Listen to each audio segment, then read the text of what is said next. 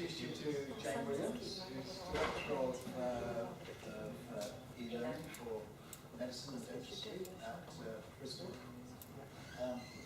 We've not actually worked, we've known each other a long time, but not actually worked together before. We're actually hoping that we will after this. Because Jane's particular interests are particularly in students as co-producers and co-researchers in e-learning. If we're still allowed to use the word e-learning today. That's my name for a new unit. So anyway, Jane, I'll let you get on. Thank you.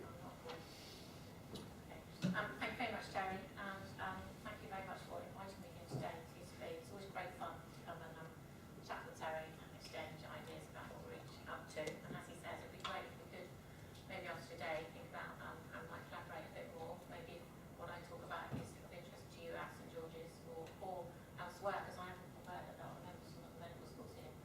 Then I'm really delighted to share what I'm going to be talking about today. If you think this could be done in your institution, then please talk to me, contact me, because I would be very happy to come and see if we can make it happen.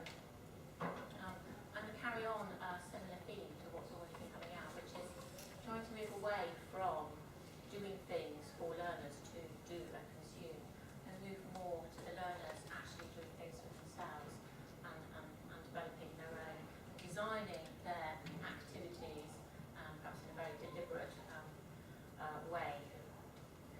And I'm going to focus on a particular initiative at Bristol. We use e-learning in a broad range for lots and lots and lots of different ways. And when Terry said, what are your interests? I thought, any use of technology that is supported or enhances learning and teaching. But I love this. I love working with the students. This is one of my favourite projects that I work on. And I'm going to focus on this one today, which is really looking at how our students develop e-learning materials for use within our medical programme. And hopefully how we are moving more towards inclusivity, if that's a word, and authenticity. So I'm going to do a very, very brief background about how our curriculums are structured and how we use e-learning. I'm going to talk about the student e-learning initiative and technology willing, keep your fingers crossed. I'm going to show you some examples of that. I'm going to talk about students' educational partners. I'm going to talk about roles and relationships within higher education and how they should change. I'm going to talk a little bit about challenges and next steps. So the role of e-learning in medicine at Bristol, we have a very distributed teaching model. We do in years 3 to 5. Years 1 to 2 is predominantly campus-based learning, learning a lot of biomedical sciences, learning about the human basis of medicine. They're exposed quite a bit to general practice. They're going to have 2 weeks living with a GP and learning all about that. But then suddenly at the end of year 2, they're out into our NHS trust between years 3 and 5, and they're out there all the time. So it's a very big leap for them, very distributed teaching model. They go to one of what we call clinical academies, and these are, we have 8 main clinical academies within our NHS trusts, all the way up to Cheltenham, Gloucester, over to Swindon, to Bath, down to Yeovil and Taunton. We actually have 11 sites for 8 main trusts. And then we have some, obviously, within the Bristol area, Western Super, what we call it, Western Super Mud, Western Super Mare, in the southwest of, in the north and the southwest of England. One of the reasons for setting up that model is when the Peninsula Medical School was established, we could no longer send our students down to Truro, Barnstaple, and places like that. And we have an increase in student numbers, so we have to think of a different way of hospitals being able to take even more placements for us. And one way was to come up with mini, if you like, University of Bristol medical schools, but in trusts. And that's what we call our clinical academies. So we're essentially one curriculum but across many, many sites. And in years 3 to 5, students are very, very rarely back on campus. They come back for integrated teaching days, but they are at an academy for 6 months, and then move on to another academy. We're now piloting a scheme where in year 5, they spend the whole of year 5 at one single academy, partly as a way for them preparing them for becoming foundation doctors. So it is a very distributed model. And obviously they're learning, they're getting their pastoral care, they're taking assessments, they're living at the academy. And what that can do often, and while they're getting a great depth of teaching and a great learning experience, they do look, I'm sure many of your students well, we're not getting that good teaching that they get over there, because the grass is always greener, and we actually get some fantastic teaching. But sometimes their perception of that, they perceive that there are some holes. And sometimes there will be holes, because sometimes the specialist in that had to go off and do emergency surgery that day and couldn't teach them. So the way we use e-learning, particularly sort of what we might call multimedia resources, helps us provide a sort of consistent student learning experience. We also know from a different research project that I'm not going to talk about today, but I'm interested in sharing those findings with people, either via email or later. We know that it actually does prepare them for clinical teaching. We looked at what the role of these tutorials played in that. So I'm going to talk a bit about the Student e-learning initiative. It actually forms part of our student selected components program. I'm sure you do this as well, you may have a different name for it, which provides opportunities for independent study. They have a range of options that they can do, lots of clinical audits or literature review, or some of them come up with their own topics. But one of the options they choose is to develop online interactive learning materials. And typically this happens at the end of year 3 and year 4, where we have a dedicated project period for this. At the end of year 3 it's 4 weeks, at the end of year 3 it's 4 weeks, at the end of year 4 it's 3 weeks. In year 3, that typically comes at a time when they've had their first full, very intensive year of clinically based teaching, focusing on core clinical skills, by the end of which you need to be able to take consultation, take a full history and examination. Year 4 moves on more into sort of specialties and more primary care and community-based medicine, care of the elderly, obstetrics, more sort of specialisms. And so what we get from year 4s and year 3s is slightly different in the length material, but what they choose to do for their project very much is dependent on those years of teaching that they've had. And we get students who say, well, I want to develop my tutorial on this because I have such fantastic teaching that I want to share that with everyone else. Or we sometimes get, I want to do my tutorial on why, because that was the day that someone had to go off and do emergency surgery and I didn't get that teaching. Or I didn't feel that it was covered in the depth that I wanted to. Or this year we had a student who has asthma, so I'm not going to show asthma because I'd really like to understand a lot more about my condition. And there's a whole heap of personal rationales and reasons why students do the topic that they do. It's now entering our 11th year, it might be entering our 12th year actually, I'm not quite sure. But it's been going a long time and it just continuously evolves in the way that we work with the students and what they produce. It enjoys a very high profile with the students, they enjoy doing it. It evolves continuously based on the experiences of the student and also on the experiences of staff. We run a series of support workshops when we introduce the initiative. So the first thing that happens in January is people who offer the whole range of SSCs. There's a plenary session and we're going to talk about what SSC and what we can offer and what you'd like to do. The students then register with us and an intention to want to do this because it is not a soft option. It is a very hard thing to do within 4 weeks. It's 3 weeks. It's very, very challenging. There's a lot of skills, a lot of things students need to learn. So we invite them to submit a background for their project rationale with the idea that immediately we can help students understand if they've been way too ambitious about what they're trying to do. And we might back that back and forth a little bit to get to the point of something that we think will be in conjunction with a supervisor that actually is achievable in those 4 weeks.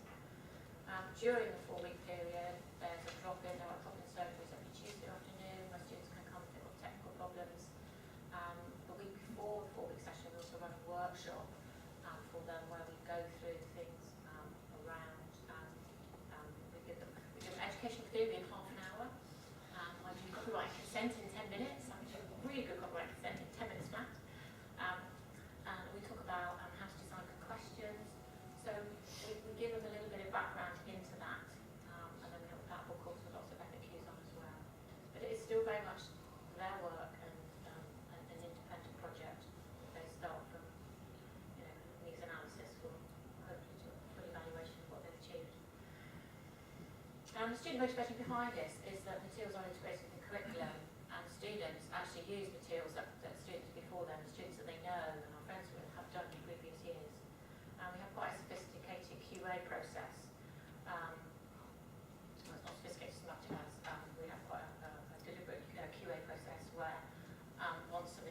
check for accuracy and clinical content by their supervisor, and the supervisor says, yes, this is relevant, I'd like to include it.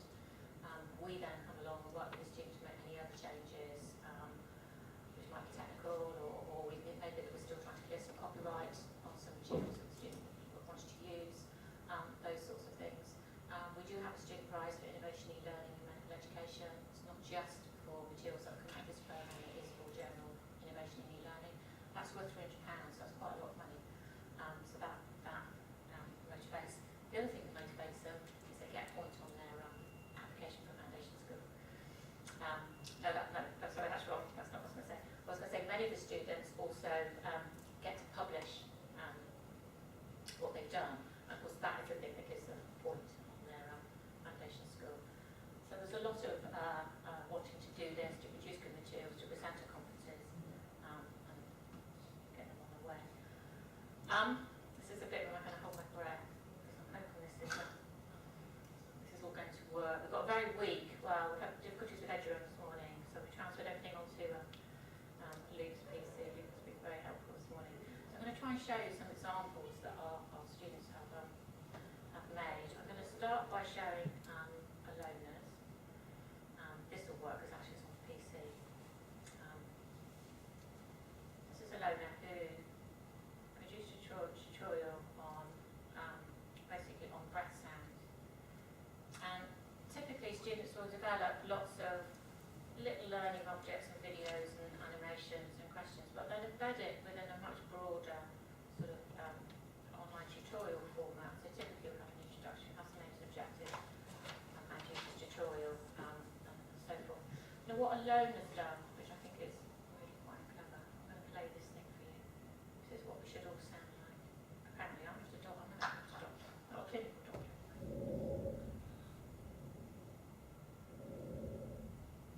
I have to write this down. I can do the top one. The top one is what she's done. She's taken 4 bits of video streams from different instruments and has combined them in another tool to create a video. And you might think, well, it's just a video.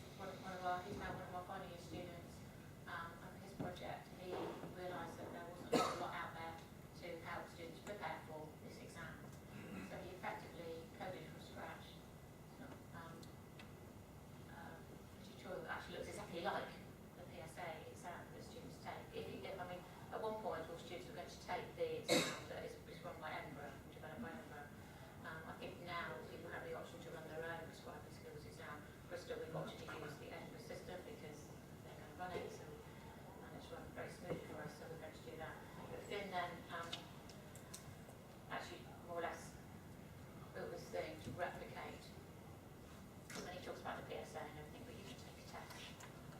And the question formats are, you can time it, you can get the online BNM.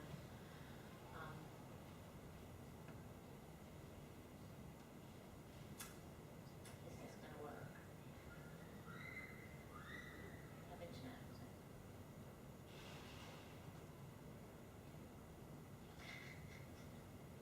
Sending requests, is it?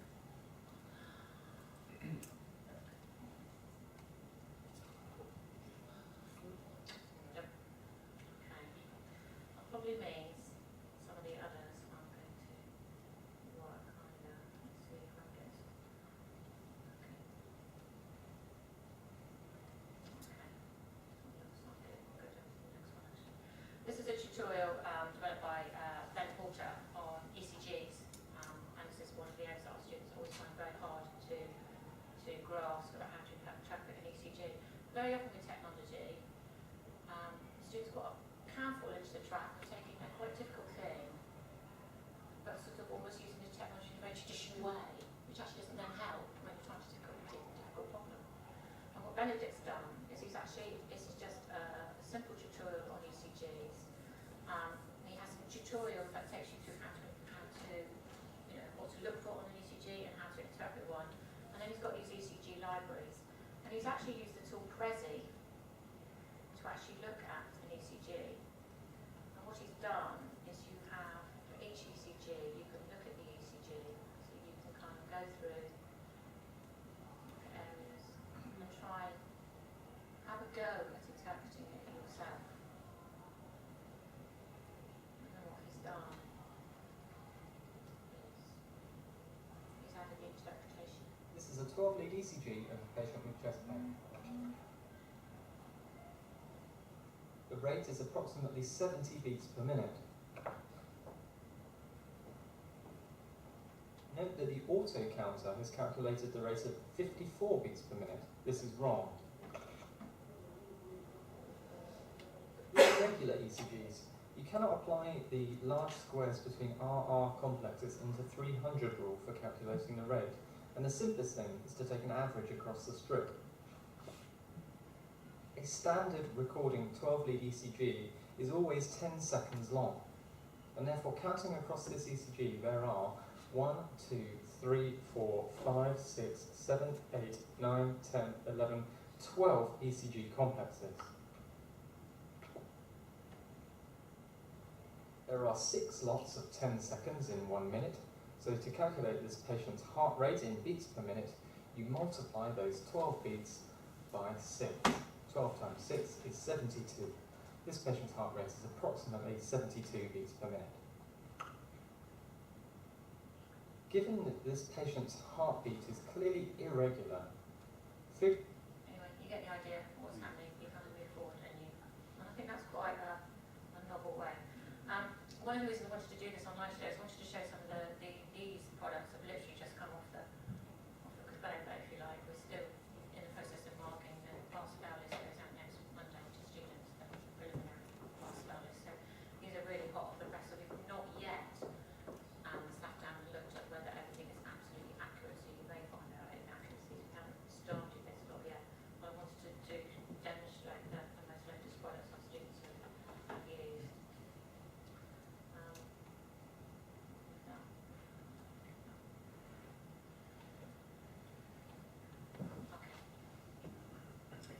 Basically, I hit start the test, and this is what you get.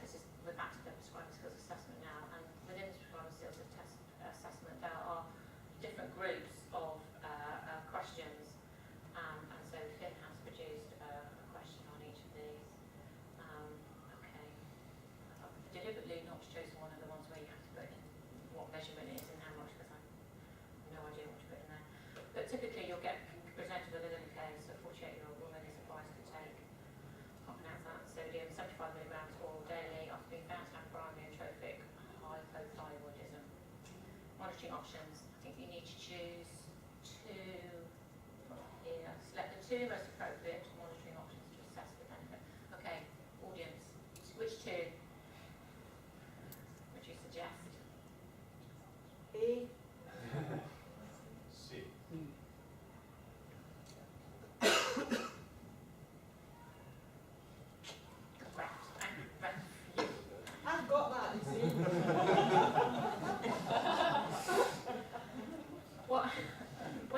great about this, though, I think, is just the level of feedback that then you get, whether you're correct or incorrect.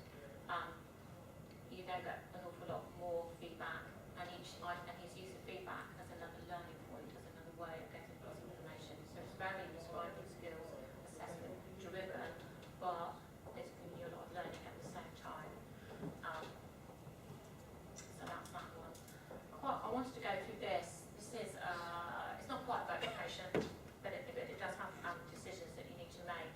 But some of the screens I wanted to show you, I actually had to work through the whole thing to get to the screens I want to show you because I don't have authoring access, so I can't actually get to the map and select the screens I want. But this was a project developed by 2 students on CALS that falls in the elderly. And you have options, you can branch and you have options. At the moment, there's only one of the differential diagnoses. The lady has a fall at home, comes into hospital, and the students have to give their differential diagnoses. And at the moment, only the UTI one has been developed. The students are hoping to continue with this and put in some other, follow through some of the other pathways. But what the students do with this stuff, I think is so nice in the way, I can't really show you, but what they talk about with this project is stepping into the shoes and the journey of being a foundation. And that is the whole of the way this is written, so that as a foundation doctor, it's helping students think about all the things you need to do all the way along the line and actually follow through a complete patient, which students very rarely now see from being brought into A&E and sent on their way home. And there's a lovely bit at the end on the last screen where it talks about, and it gives it, she's called Mrs. Ivor Crick, which is lovely. And on the last screen, they say, and what's happened to Mrs. Ivor Crick now? And it says, well, 2 years later, Mrs. Ivor Crick is still living independently due to the fantastic care she received from the foundation when you were a foundation doctor. And it's just this whole metaphor of stepping into the shoes of the foundation doctor and following their journey. So sadly, I can't show too much of that one. This is a tutorial on paediatric cardiology. The menus aren't quite presenting quite right at the moment, so we need to talk. This is developed in a tool called Xerti, which has been developed by University of Nottingham. It's open courseware, open software, so anyone can use it. But she actually did go and talk to the Xerti people about getting the menus working a bit better. It hasn't quite worked yet, so we need to work on that. But this is paediatric cardiology, and she's basically taken people through a whole sort of sequencing of events where, how to take an examination, then she presents a case scenario of one particular patient. Tulo's top 10 tips, that's Professor Tulo, who was a paediatrician and supervisor of this project, some learning points in the summary.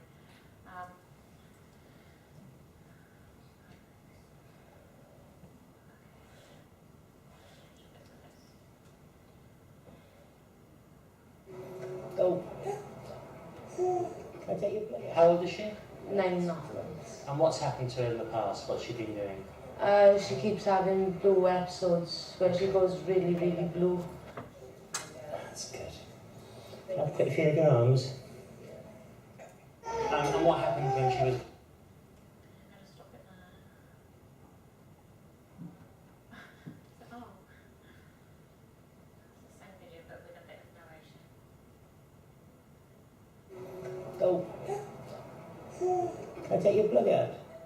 The saturation monitor records 57 and she's got blue lips. Great. It's important not to miss the incisions from previous surgical interventions.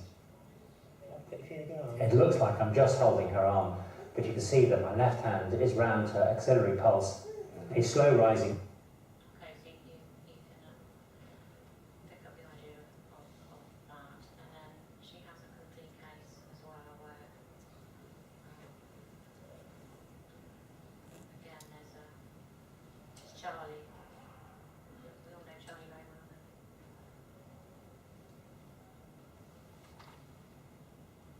I was 41 when he was conceived. What they said was at 40 weeks, because of my age, they would induce me. They took me down to do the C-section. Unfortunately. So the mum takes you through a sort of history, and they take you through Charlie. And then what she does is she works her way through the case. Embedded within this tutorial are some little quizzes, some little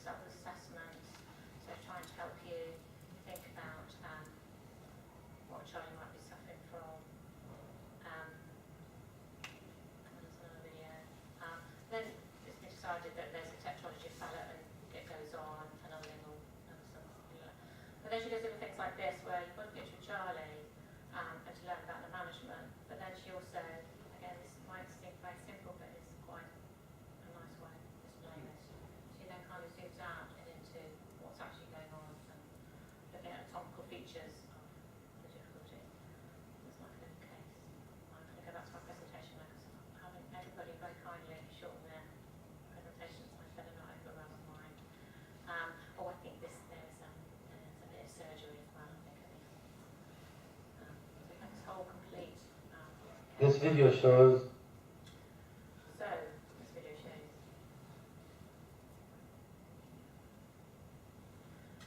So what our students do is, there is a little, we've put up a little, we've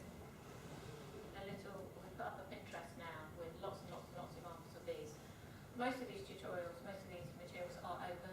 They're available for you to use, or students to use, incorporate into your curriculum. For any reason we can't open them, you've got to access them. But you can get to many of them from there. But what our students do, as you can see, and one of the things I wanted to try and get across was just this diverse array of products that they produce. They are never two the same. And the lengths that they go to use tools in different combinations and different tools to meet different learning outcomes. And although this initiative is in its sort of 11th, 12th year, I wasn't involved at the beginning. It actually got started off by one student who developed something back in, I think it was in Dreamweaver. And then the following year, it's a long time ago, isn't it, Rachel? And then another student, and then the following year, he got a group of students to say, hey, why don't you do this for your SSC, help them, and there was a few more products. And then they came along to me and said, oh, wouldn't it be great? And I said, yeah, that'd be great. And then we looked at it and thought, oh, we can't have these in our curriculum, because they weren't educationally designed well. There were a lot of problems with copyright and consent and lots of things like that. So I said, well, maybe we could work with you to help support you with all of these issues that you're developing. And that's how the initiative got going. And then after about 3 or 4 years, again, we did get involved with the marking. The students, as part of their SACs, produced a written reflective account, and that's what's marked. And after a while I said, well, should we really be marking this e-learning product? Because I'm putting so much into it, we ought to mark that as well. So we devised a marking scheme, and we got involved. And that's when I started to look at the reflective accounts and thought, oh my goodness, there's an awful lot of skills that our students are learning here that isn't just about necessarily technical knowledge.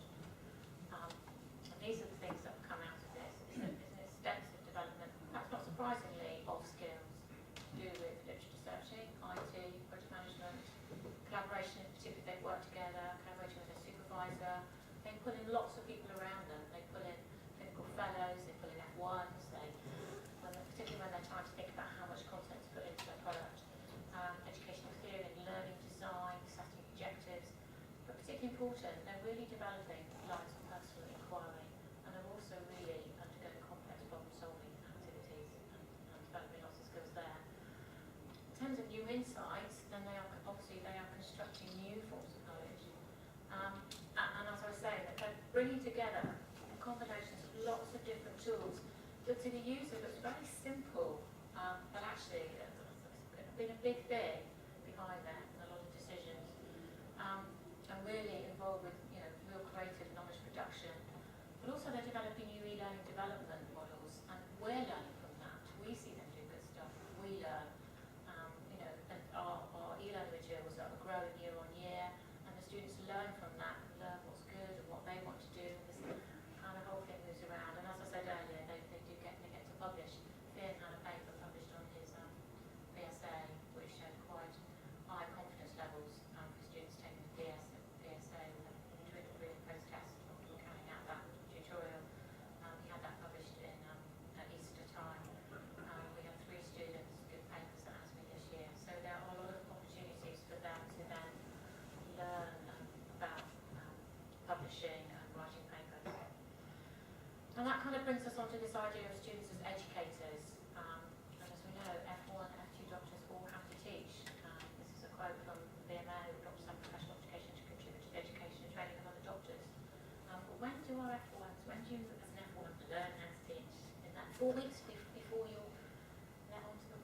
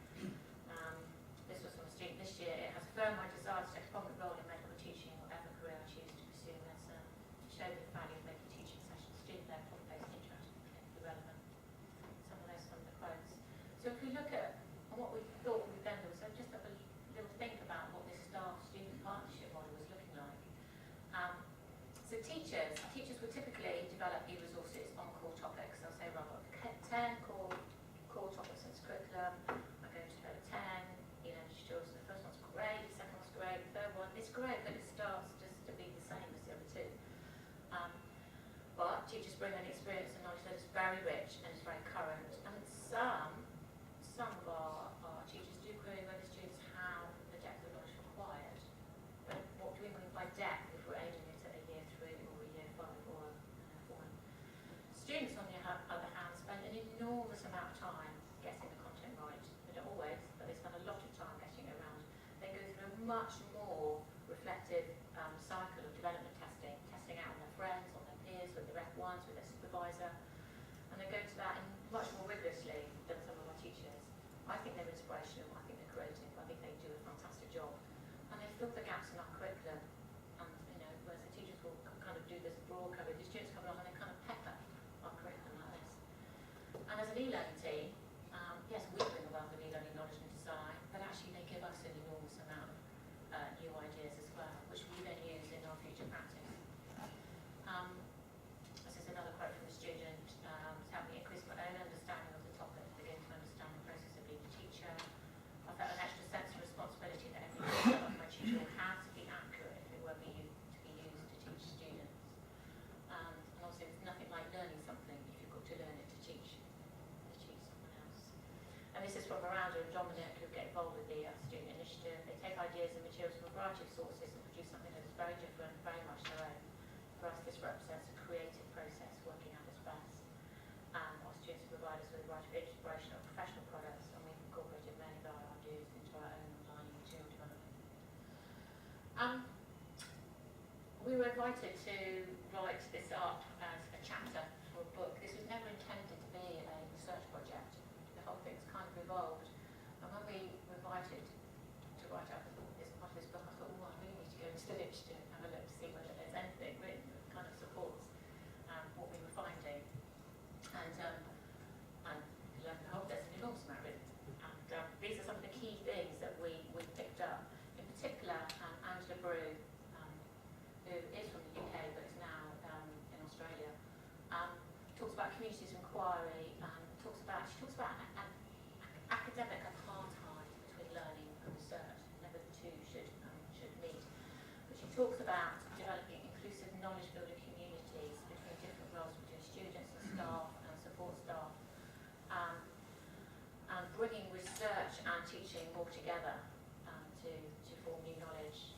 There's a student producer movement which people may have heard of, Mike Neary from Lincoln University, and again he talks about bringing research and the scholarship of research and teaching much more aligned, and thinking about collaborative relationships to produce new knowledge. The student union has been calling for a much more relational view of higher education, where students are much more active participants in the development of their learning, and they're not just the representative person on your committee, they're actively involved in developing curricula. Barnett talks about student engagement and how authenticity and critical inquiry are actually critical to learning. And there is just an increasing requirement by the NHS, by higher education, to engage with digital practices. And we need to provide opportunities for our students to do that. This is I'm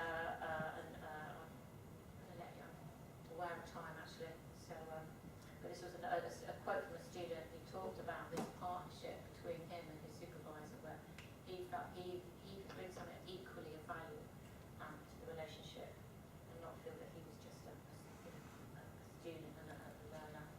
The other thing we draw a lot on is this concept of relational agency, rather than agency being an individual thing. This relational agency where there's a sort of agency is shared and distributed among lots of people, and you pool in multiple resources and you align your thoughts and your actions with those of others when you start to make meaning and interpret things around you. So going back to this idea of being more inclusive, more authentic, more relational, as we know, learning to be a doctor is about an apprenticeship in authentic problems. And one of the things we'd like to argue is that if students are involved more with the development of their curriculum, they can also then start to be an apprenticeship in education. They build on the experience of those who've gone before. They are contributors of new knowledge and expertise in higher education. And we as staff embrace a new knowledge building model, where technology is the transactional tool for evolving and developing education.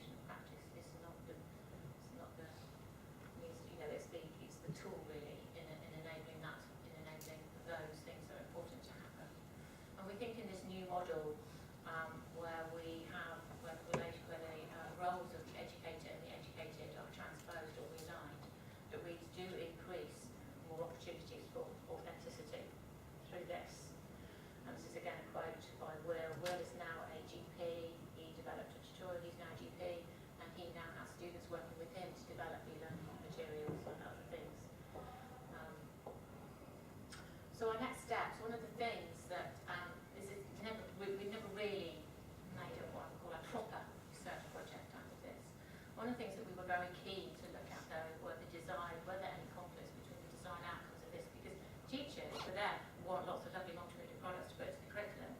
And does that outcome conflict with what I think is important, which is not the product actually? What is really important here is the learning process that the students are doing, is the process they're engaged with when they're developing the materials, all the skills that they're learning. And are there conflicts? And we've done a little project, just a very rapid analysis so that we could present a paper asking on it. But we need to go back and look a bit more, but we're quite happy that the way that we support the students and all the workshops that we do actually is supportive of both process and the product, which then leads on to this idea of productive learning, which is about embracing both the learning process and the product and the outcome. And medicine very often focuses on learning outcomes. We don't really always look at the process.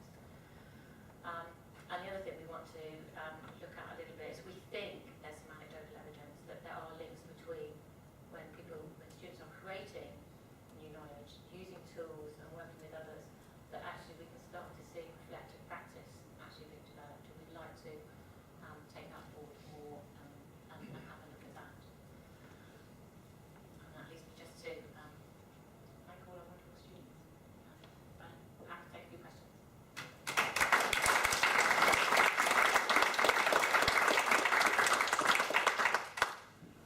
Jane, that's brilliant. And I think we've been looking at this and how we can actually do more of this actually in SSCs in our own curriculum.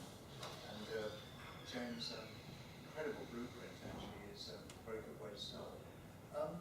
Jane's going to go fairly soon, so some questions for her. You got 10 minutes? Yes, I think that one, I think I can get to that. Sorry, how long did you say you give them on this actual project? So they're producing this in how many? They have 4 weeks if you're a year 3, and you have 3 weeks if you're a year 4. Yeah, I mean they have already, because they've submitted their idea and they've come and had some discussions, they are thinking about it, and you know, if they wanted to create video, they can either completely shoot it themselves, or we do have a media production team they can work with, and they can just get your director. So those things are lined up before, so they are thinking about it a lot and have done a little sort of which will when you put the screens up, what do you call it? Storyboard. That's yeah. So they if they've done that preparatory work, they can hit the ground running. But they're not meant to start any real work until that period. But yeah, many of them will get to the point of doing some formative evaluation of the product, but a lot of them will continue into their 4th year to finish the product and do a lot more. They get quite into it.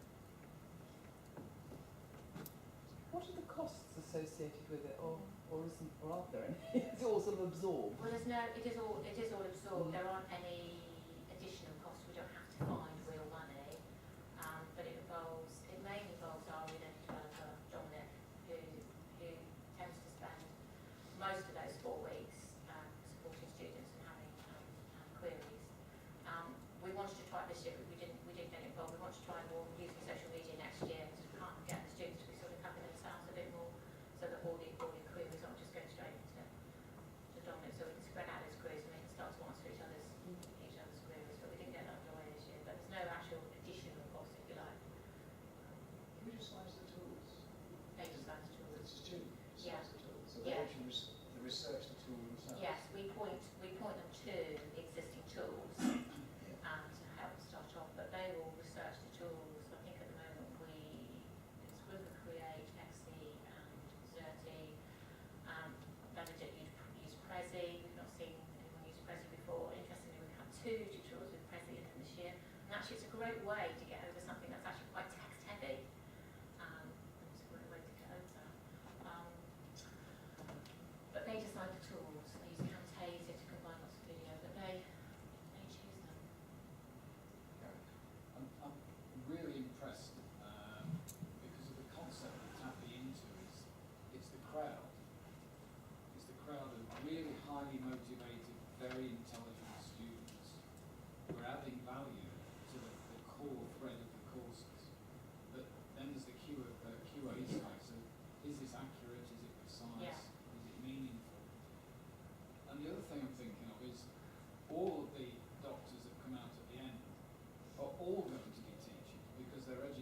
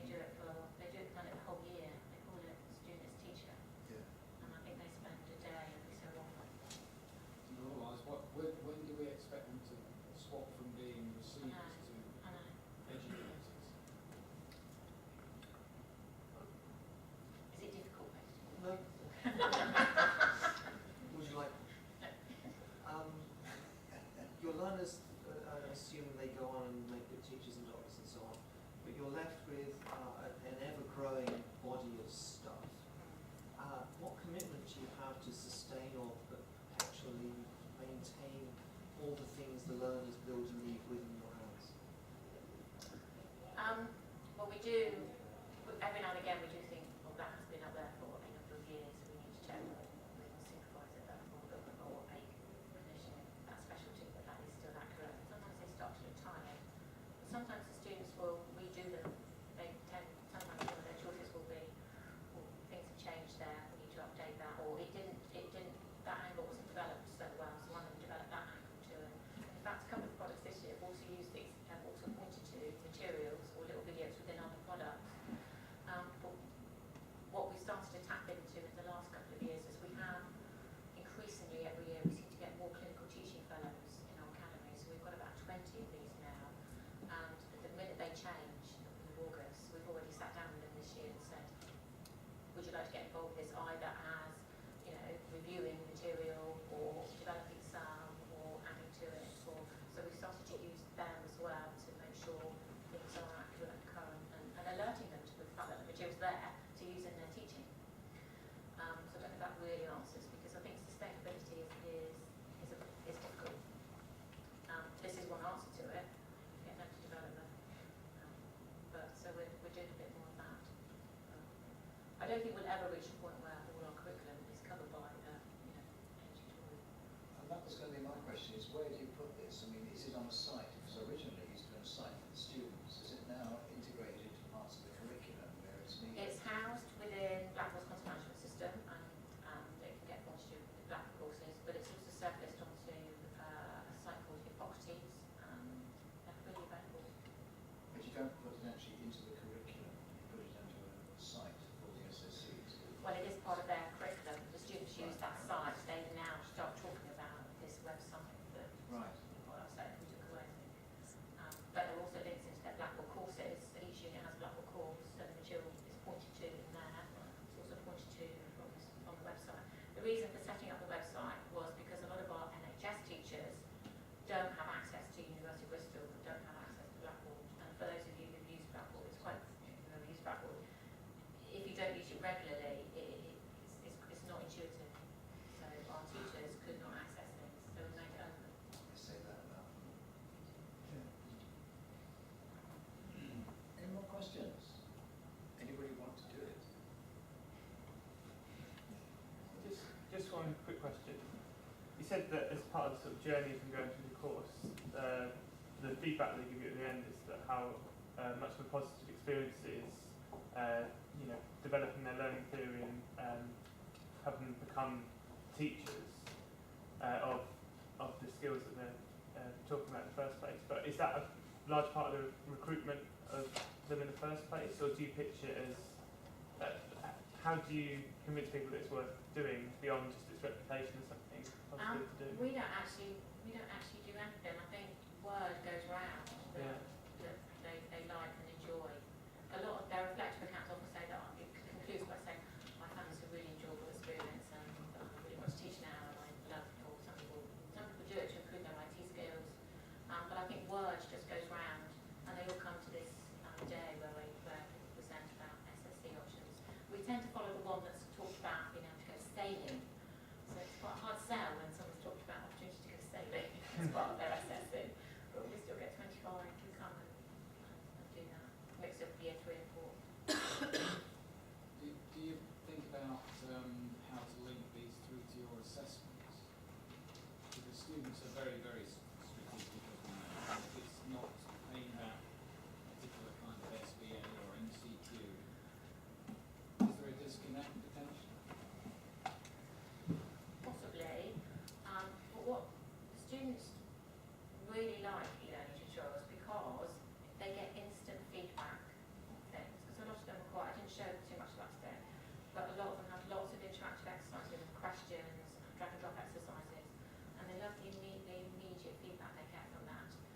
So I don't think they worry that it's not linked to another assessment because in a way they're getting a lot of feedback. I was thinking of the philosophy of the medical schools, the way they assess versus the way that they're assessed in these particular tools. You know, if there's a disconnect. Yeah, I don't know.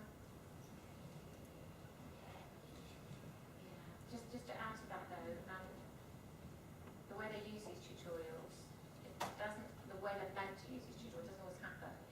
teachers will quite often, the curriculum is structured so that you do a new tutorial and then come to a unit seminar about that topic. If you haven't done the tutorial, you're a little bit lost in the seminar. So that it links in that way. You know, it's not just here are some resources, it is linked into the curriculum. And that model, people change all the time, sometimes that model gets forgotten and you have to reinforce the model. Is it a quick one? Fairly quick. That's one.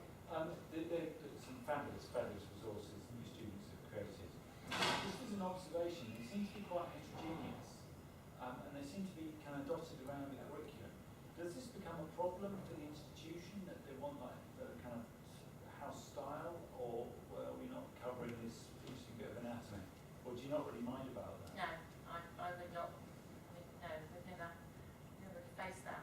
The students or friends are talking about, oh, there's lots of holes in hippocrates, and why have we got a tutorial on that, and why haven't you got one on this? And so they do come up with these lists of what they like, and I think the clinical fellows certainly listen to that and will produce things. But we don't worry so much about that, and we certainly don't worry about house style. I sometimes think that can. I think some of that can kill the creative process that they have, and I don't want that to happen at all. We don't worry about house style. Okay, We're so starting to worry about things like they've got the right creative commons license on them. It's about any of that on them at all. but the natural question that comes after that then is, do these really belong in the core of the curriculum teaching, or are they kind of a bolt-on bit on the outside that students can access should they wish to? It's a bit of both. It really depends how the unit, ideally the model, particularly in year 3, is that here's the tutorial, you've got your clinical seminar, this subject tomorrow, here's the tutorial like kidney injury or something. Learn that, because you will be a bit lost when you come to the clinical seminar. They're not going to rehearse all of that. They're going to start, the students get to learn to do that before they come. But it really depends how rigidly the unit, a particular course, sticks to that model. Sometimes they don't, and then it can be a bit more of an add-on. I'm happy if you carry on talking for the next half hour, but you've got to catch I'm up. really sorry. Sorry,